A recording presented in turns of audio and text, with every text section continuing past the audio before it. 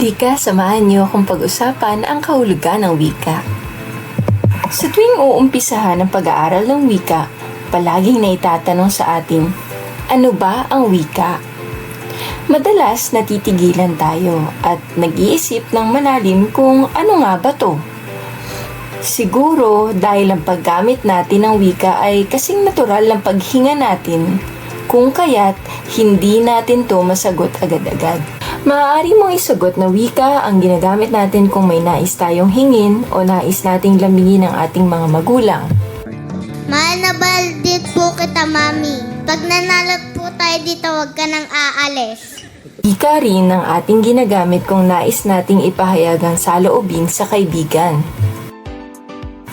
Ito rin ang gamit natin kung may mga kaalaman hinggil sa nakaraan ang nais na malaman. Noon pa lamang ng kasagsagan ng batas militar, marami na ang mga nakikibaka para sa kalayaan ng bayan. Liban sa mga armadong rebelyon ng mga komunista at mga Moro sa kabundukan, ang mga kabataan sa mga kolehiyo at universidad ay patuloy at tahimik. Wika rin ang gamit natin kung may nais tayong ipahayag hinggil sa hinaharap. Sa madaling salita, ginagamit natin ang wika upang magbigay o kumuha ng saloobin, ideya o impormasyon. Sa makatuwid, ginagamit natin ang wika bilang instrumento sa pakikipagtalastasan. Sa tradisyonal na pagpapakahulugan, ang wika ay isang masistemang balangkas ng sinasalitang tunog na pinili at isinaayos sa paraang arbitraryo upang magamit ng mga taong nabibilang sa isang kultura. Batay sa pagpapakahulugang ito, mababakas ang mga kalikasan ng wika. Una, ang wika ay masistemang balangkas.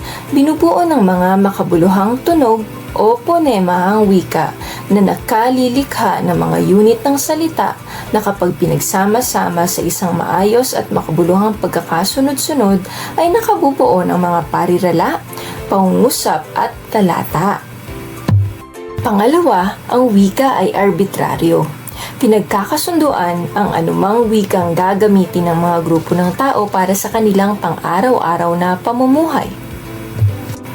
Pangatlo, ginagamit ang wika ng pangkat ng mga taong kabilang sa isang kultura.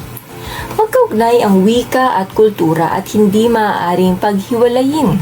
Katulad ng nabanggit, ang kultura ang nagpapayaman sa wika, samantalang ang wika naman ang nagbibigay ng ngalan o salita sa lahat ng mga gawaing nakapaloob sa kultura. Kasama rin sa mga katangian ng wika ang pagiging buhay o dinamiko nito.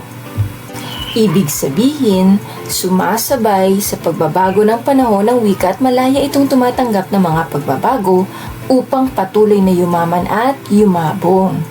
Namamatay ang wika kapag hindi nakasabay sa pagbabago ng panahon o kapag hindi tumanggap ng mga pagbabago. Nagbabago ang anyo, gamit at kahulugan ng mga salita ayon sa takbo ng panahon at sa mga taong gumagamit nito. Dahil nagbabago ang wika, may mga salitang namamatay o hindi na ginagamit sa paglipas ng panahon at may nadaragdag o naisisilang namang mga bagong salita sa bokabularyo. Katulad ng salitang hataw na nangangahulugang pagpalo. Ngayon, may dagdag na itong kahulugan sa pangusap na humataw sa takilya ang pelikula ng Bagong Tambalan. Sa pangusap na ito, ang humataw ay may dagdag na kahulugan ng pagiging mabili o nagustuhan ng marami kaya kumita ng malaki. Hindi na naririnig sa ngayon ang mga salitang kasapuego o posporo, sayal, naging palda na ngayon at tinawag ding skirt, kolong-kolong o playpen at iba pa. Bawat wika ay unique o natatangi. Walang wikang may magkatulad na katangian. May kani-kanyang lakas o kahinaan din ng wika. May mga salitang mahirap hanapin ng eksaktong salin o katumbas sa ibang wika dahil sa magkakaibang kulturang pinagmulan. Gayun din, hindi dahil mas mayaman, malakas at mas maunlad ang isang bansa ay mas superior o mas makapangyarihan na ang wika ng bansang ito kaysa sa ibang mas mahirap na bansa. Walang wikang superior sa isa pang wika. Lahat ng wika ay pantay-pantay sapagkat mayroon itong kani-kaniyang katangiang taglay na natatangi sa isa't isa.